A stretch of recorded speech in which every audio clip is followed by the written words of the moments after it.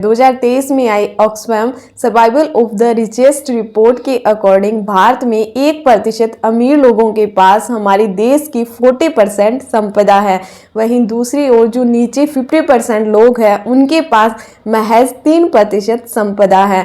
वहीं इसके अलावा दूसरी ओर देखा जाए तो जो हमारे टॉप 10% लोग हैं वो हमारे देश की 77% संपदा को कंट्रोल करते हैं। डिफरेंस बहुत अधिक है। वॉरेन बफेट ने अपने एक इंटरव्यू के दौरान कहा था कि यदि अमीर लोगों के पास जितना धन है उसे लोअर एंड मिडिल क्लास में डिवाइड कर दिया जाए, means lower middle and upper तीनों क्लासों में इक्वली वेल्थ को डिस्ट्रीब्यूट कर दिया जाए, after 10 to 20 year you find कि जो अमीर धनी व्यक्ति थे वो उसी ट्रैक पर चले जाएंगे एंड जो गरीब व्यक्ति थे वो वापस अपनी पोजीशन को गेन कर लेंगे।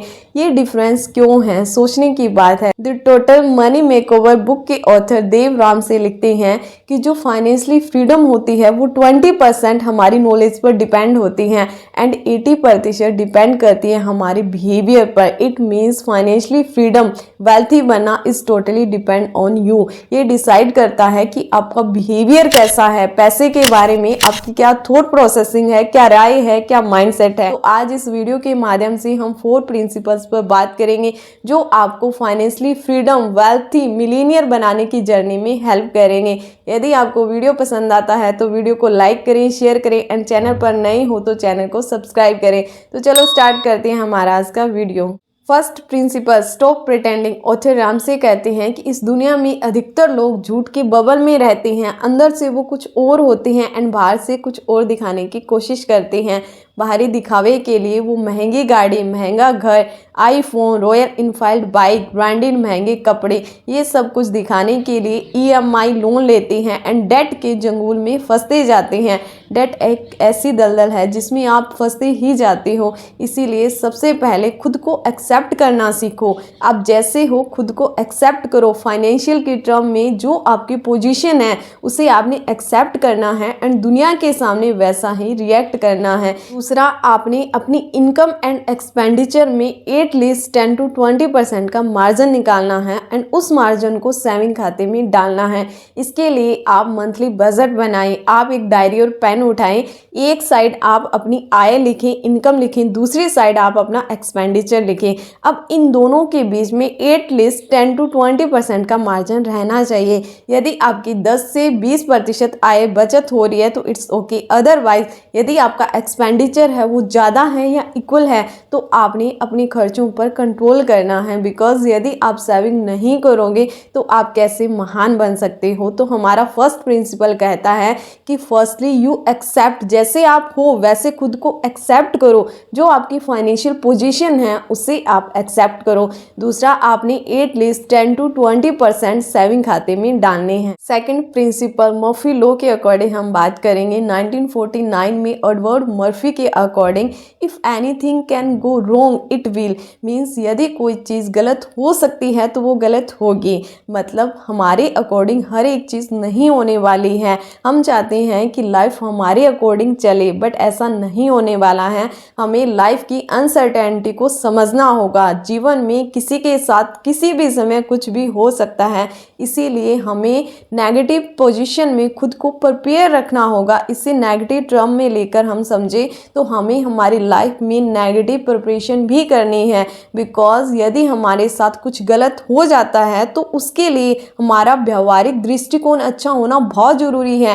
पहले से तैयारी होनी चाहिए ताकि हम उस कंडीशन में अच्छे से एक्शन ले पाएँ। इसके लिए आपके पास इमरजेंसी फंड होना चाहिए। नवंबर 2023 की रिपोर्ट के अकॉर्डिंग इंडिया में महज 25% लोग इमरजेंसी फंड सेव करते हैं। मतलब 4 व्यक्तियों में से सिर्फ 1 व्यक्ति इमरजेंसी फंड को सेव करता है। जो 3 व्यक्ति रह गए, 75% जनता का इमरजेंसी फंड पर कोई ध्यान नहीं है।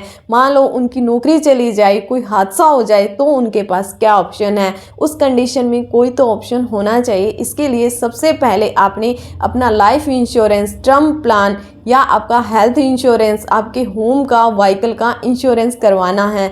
दूसरा, यदि आप single source of income income हो, अपने परिवार में कमाई का एकमात्र जरिया हो, तो आपके पास एटलीस्ट 6 महीने तक सरवाइव करो उतना इमरजेंसी फंड होना चाहिए। यदि आप कैश नहीं रखना चाहते तो आप एफडी का ऑप्शन भी सिलेक्ट कर सकते हो, बिकॉज एफडी में जो आपको इंटरेस्ट मिलेगा वो एटलीस्ट इन्फ्लेक्शन को तो बीट कर देगा।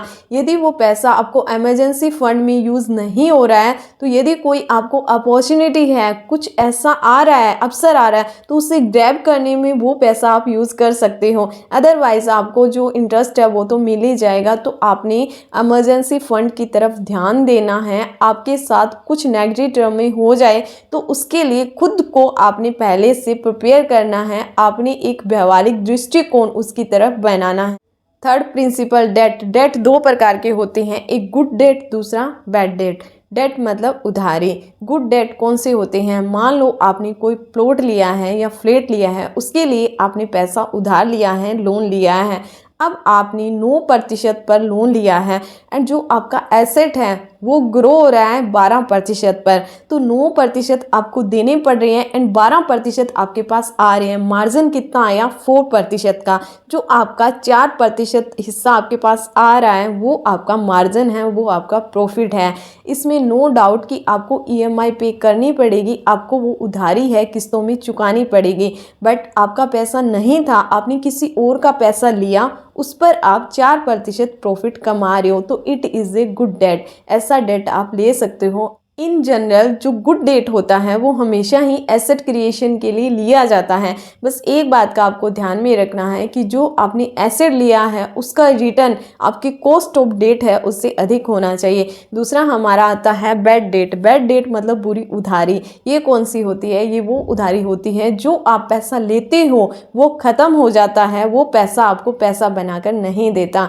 मान लो आपने शादी के लिए लोन लिया है, अपनी कार खरीदने के लिए लोन लिया है, फ़ोन खरीदने के लिए लोन लिया है, किसी भी प्रकार से आपने पैसे की उधारी ली है, वो आपका पैसा लग गया, ख़त्म हो गया, तो वो आपका होता है बैड डेट। आपने बुरी उधारी से हमेशा ही बचना है। आप कोशिश करें कि आपके पास जितना सामर्थ्य हो उसी में इन चीज़ों को एडजस्ट करें। आपने ये चीज़ें खरीदने के लिए, ये सब कुछ ऑर्गेनाइजेशन करने के लिए, पार्टी फंक्शन एक्सेट्रा के लिए किसी से लोन नहीं लेना है। बैड डेट के शिकार नहीं बनना है, because bad that is like a snow ball. जैसे स्नो बॉल होती है, रोलिंग करते हैं, उसके साथ स्नो चिपकती जाती है एंड उसका वॉल्यूम इंक्रीज होता जाता है। उसी प्रकार से डेट उधारी होती है।